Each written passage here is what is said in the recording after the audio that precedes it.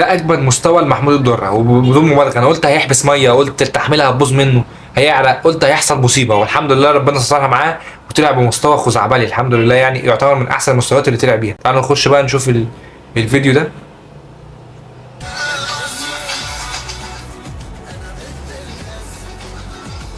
الباك ده بالباي. بس بصوا يا جدعان، القفص الصدري برده كبير عنه. اللاتس بريد من قدام تحفه، في الوضع ده مخيف. السايد تشيست برده جميل، بس رجليه محتاجه تكبر. الظهر بتاعه ما شاء الله، ده اقوى ظهر تقريبا كان على الستيج او بعد مايك مثلا الدره. ايوه يا عم. بصوا هو واقف جنب ميشيل دعبول، طبعا في فرق اطوال، يعني الدره للاسف لو طول شويه هيعمل ضجه والله العظيم في الكلاسيك، بس هو للاسف الدره ربنا خلقه قصير، والكلاسيك محتاجه واحد طويل، يعني بتدي الطول في الكلاسيك بيدي هيبه وشكل جمالي، والعضلات والالياف العضليه بتاعته تبقى طويله. اما الدره بصراحه قصير، الدره 100 حاجه و60 سم تقريبا، ف يعني مش جايه معاه خالص. بس بصراحه كان مستوى جميل، وكل ده على 600 مللي جرام تستوستيرون بس، وتحليله تحفه يعني ما شاء الله. تحليله هو ما نزلش تحاليله، بس هو بيقول ان تحليله كويس، هو فعلا باين عليه يعني. الدر عنده هيسيس اصلا في حته الصحه دي، يعني هو صحته وتحليله مش مظبوطه مش هيخش ينافس اصلا في البطولات دي. يقول لك يا عم صحتي قوي، هو داخل كده كده يتبسط، داخل يا معلم. ولما انا قلت ان هو قفل اللعبه، في 300,000 واحد شتمني على التيك توك يقول لي قفل اللعبه فين، هو عمل ايه يا معلم؟ واحد بقول لك ملياردير ولا مالتي مليونير من مجال كمال الاجسام، ده مش محتاج ينافس.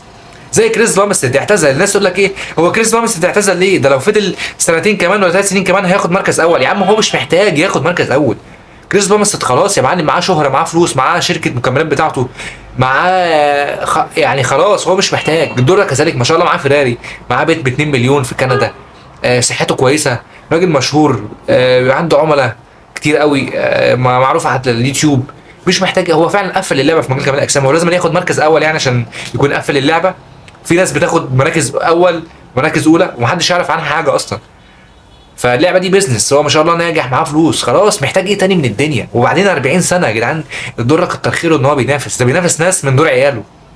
الدره 39 سنه، اقل واحد في الكلاسيك عنده 25 ولا 24 سنه، فهو فرق، شايف في فرق سن كبير. 25 سنه ده فعلا عمر بني ادم.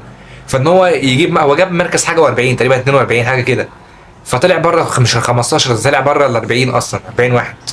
فما اعرفش الناس شمتانه فين، وتقول لك اصل هو ملحد. يا عم انا مالي بديانته، انا بكلمك كشخص رياضي في مجال كمال الاجسام، كشخصيه كرياضيه. انا مش دعوه بقى هو ملحد، انكر السنه، انكر الدين، انا بكلمك عموما. انت عايز تكرهه وعايز تحبه، براحتك، كل حاجه ايه، انت اللي حر يعني.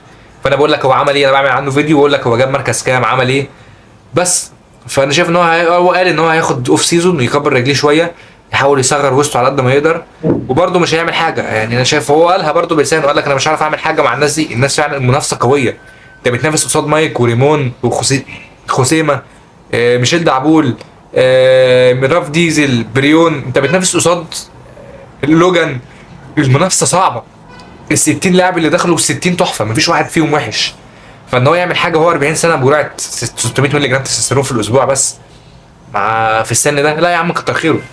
هو هيدخل السنه الجايه فور فن، ممكن يخش الماستر زي ما هو قال، يخش ينافس الناس اللي فوق ال 40 سنه. هو خلاص 39 سنه، فالسنه الجايه هيبقى 40 سنه.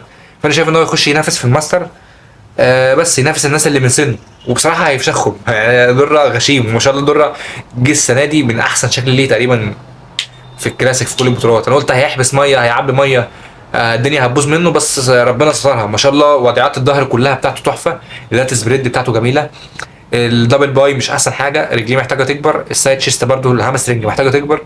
بس توتال واوفر اول لا كتر خيره، هو اتبسط وخد التجربه ان هو يرجع الاولمبيا بعد 7 سنين من الاعتزال، وبالصدفه البحته عشان ابنه عايز يتفرج عليه في البطولات. هو ربنا كاتب له كده بقى، فخلاص. بس كده، اتمنى يكون الفيديو عجبكم. ما تنسوش تعملوا سبسكرايب في القناه، هنزل لكم فيديو ان شاء الله لفعاليات المنزل فيزيك ومين اللي كسب. اشوفكم في الفيديو الجاي.